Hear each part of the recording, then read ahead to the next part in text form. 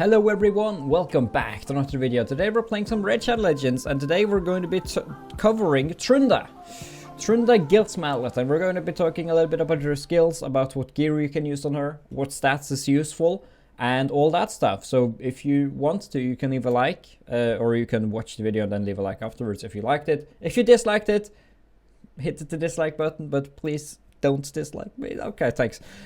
So yes, today we're going to be covering her. We're going to be, first of all, looking at her skills, and then we're going to be moving on from there. And yeah, it should be a lot of fun. So let's go ahead and do it. So TRUNDA GILTMALLET has this one, which is great, but then again, yeah, I'll talk about why you don't want a lot of accuracy on her. So yeah, it attacks one enemy 2 times, and these hits do a lot of damage. And then you have this one, which means that you can attack extra high on one enemy and dealing some of the percentage of the damage to others.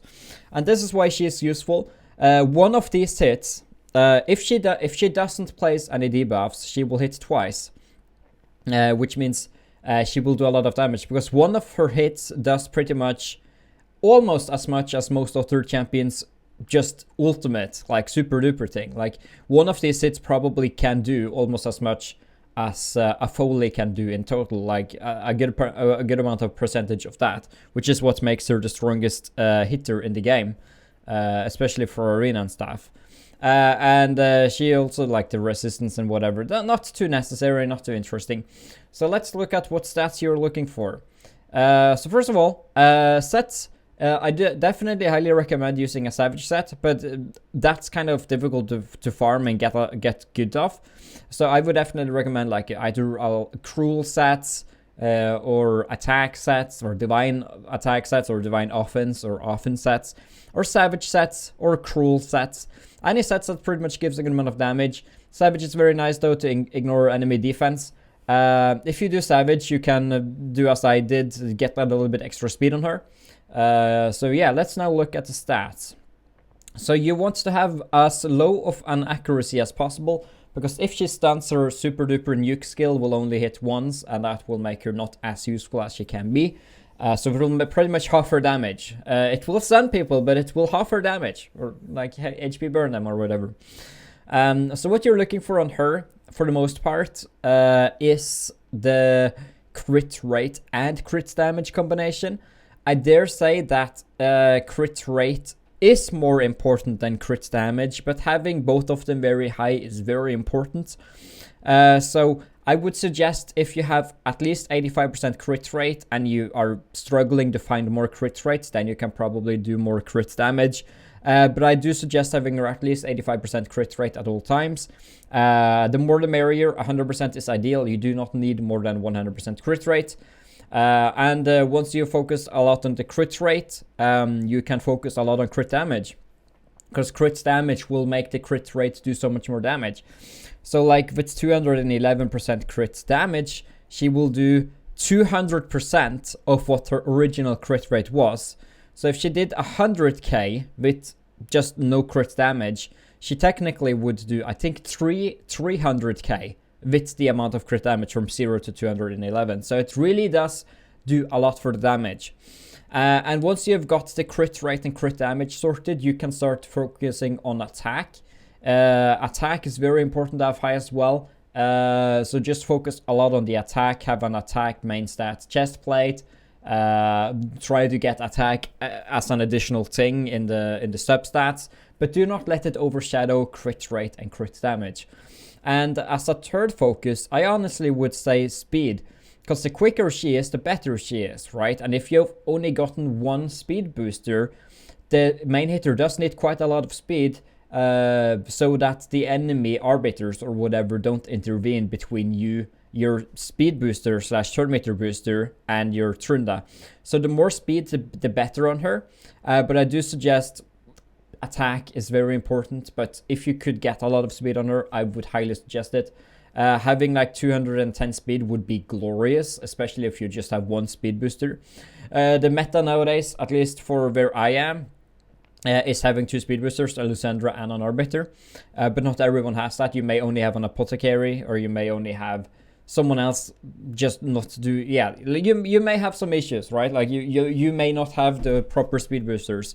So this is like the scenario if you don't have that. But in general, I would, if I could, I would even have 210 speed on her right now. But 191 is what I could muster. Obviously, alongside everything like this, health is probably a priority number 4. It's not too terribly important. Resistance, I dare say, is kind of important as well. So yeah, but yeah, resistance isn't too terribly important, but it's nice to have. It's nice to have, especially if you don't have the like the super duper immunity stuff. Because I waited to counter torments and stuff like that just to build her an immunity gear. I actually had mine in immunity gear before. So if you want to be able to win against torment teams and teams which may otherwise just debuff the heck out of you, I would suggest using an immunity set. So that's also a viable option. I had that for a while, but it does make her quite a bit weaker. Just so you know that. But yeah, that's about it. As low accuracy as possible and stuff on a lot of crit damage. Obviously, crit damage one here. You want attack on the ring. You want crit damage on the gloves. That's very important. You want to have crit damage gloves or gauntlets, and try to make up the crit rate from there. Because if you had crit rate gauntlets, you could so easily have 100% crit rate. So it's the finicky thing about having crit damage gloves with managing to make a good amount of crit rate, which is what makes it difficult. I do not know if these are the right masteries, but here they are. I will just real quickly. Oh wait, that's wrong. So you can see there. I do not know if it's correct. If you want to, you can go to Ayumi Love's website and search for Trunda. They have a very detailed mastery guide there, if in case you need that. But that's how I have it right now. And now let's take a look at where she can be used. So she can, I suppose, like up. I don't think she'll be useful in Nightmare campaign, but probably in Brutal if you have her. And she's a good hitter. She's like a very good hitter, so I wouldn't mind that. In dungeons, she's not too terribly useful anywhere. Like, I don't think, like, she could probably, with all her hits, do something in Fire Knights. I do not recommend really using her anywhere else, though. Like, if the keeps, sure, why not? Minotaur's Labyrinth, sure, why not? But, like, out of the equipment dungeons, I don't think I would use her anywhere here. She may have a use if you have her strong enough, but I haven't found that to be the case. She's obviously very useful in the Dwarf faction crypt, so you can use her there. Her main use for me, and I think in general, is the arena. So she is very useful in the arena. As you can see, she's there. And let's go over the top players and see. Yeah, she's in the rank 3 team. She's in the rank 5 team. So she is very good. She's very good in the high end arena as well, and she's obviously then as well useful in the tag team arena. And as for the Doom Tower, she can also be useful there. I've used her a little bit. It's just finicky. You can use her. I think she's kind of useful there. She's not going to be useful for you in Clan Boss whatsoever. She's kind of useless there. So she's mainly an arena champion in my opinion. And yeah, hopefully you will have a good Trunda and stuff like that. So yes, if you guys have enjoyed, now you can leave that like, and I'll talk to you guys next time.